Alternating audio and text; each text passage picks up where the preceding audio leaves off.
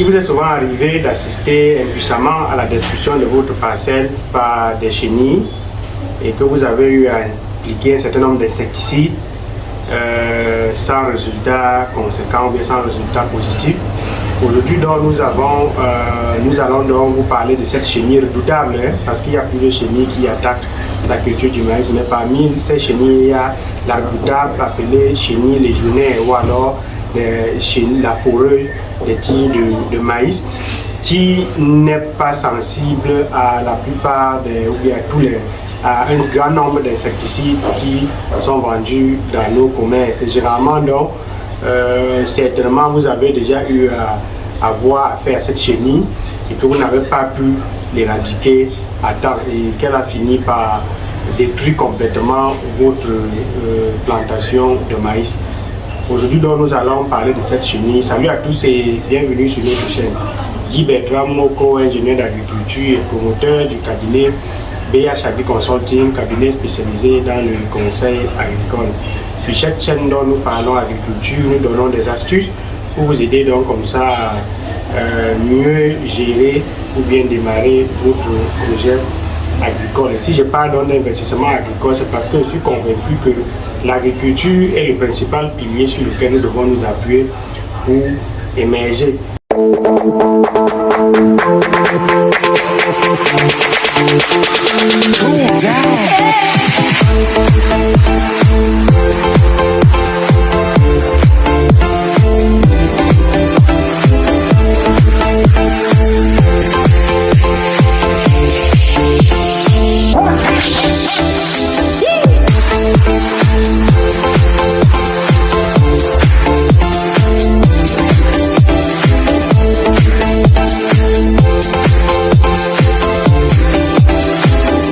Alors, comme je l'ai donc dit tantôt, l'un des ennemis redoutables de la culture du maïs, c'est ce qu'on appelle la chenille légionnaire ou alors la chenille foreuse des tiges de maïs. Parce que c'est une chenille qui, lorsqu'elle s'attaque au maïs, elle commence par détruire les feuilles, mais aussi, surtout, s'installe dans la tige de maïs pour forer, raison pour laquelle on l'appelle chenille foreuse des tiges de maïs. Et il y a beaucoup de chenilles comme ça qui peuvent s'attaquer à la culture du maïs, mais cette chenille-là est la plus redoutable parce qu'elle peut complètement causer la perte de toute votre champ. Même pas 1 kg de maïs, vous n'arrivez pas à récolter si vous ne parvenez pas à la maîtriser. C'est une chenille dont à l'état adulte, c'est évidemment un papillon qui pond et par la suite donc passe de l'état de larve, la larve qui est la chenille, et c'est cette étape donc qui est redoutable parce que c'est cette chenille qui détruit plus notre culture de maïs. Alors là, au départ donc vous commencez donc à voir vos feuilles de maïs forées ou bien vos feuilles de maïs qui sont perforées un peu de partout, et généralement même après dans certaines zones presque à peine sortie du sol, c'est-à-dire à peine la levée, quelques jours à peine après la levée, parfois moins d'une semaine, vous allez commencer déjà à voir ces signes-là, les feuilles qui sont forées, quelques feuilles qui commencent à être forées. À ce stade-là, il ne faut pas attendre, il ne faut pas dire qu'on va voir ce que ça va donner, non. C'est à ce stade-là qu'il faut directement commencer à combattre cette chenille-là. Dans certaines zones, c'est peut-être à la phase, peut-être l'attaque intervient un peu plus tardivement, peut-être à la phase de la floraison, de l'apparition de la panicule, c'est-à-dire l'inflorescence mâle. Et dans d'autres régions, dans d'autres zones où la chenille est vraiment installée, elle commence donc à apparaître dès le tout début de la culture, c'est-à-dire dès la levée. Et parfois, donc, c'est une chenille qui résiste à développer des résistances à plusieurs insecticides. Les insecticides qui sont abondants dans nos espaces commerciaux. Ces insecticides, généralement, n'arrivent pas à contrôler cette larve-là.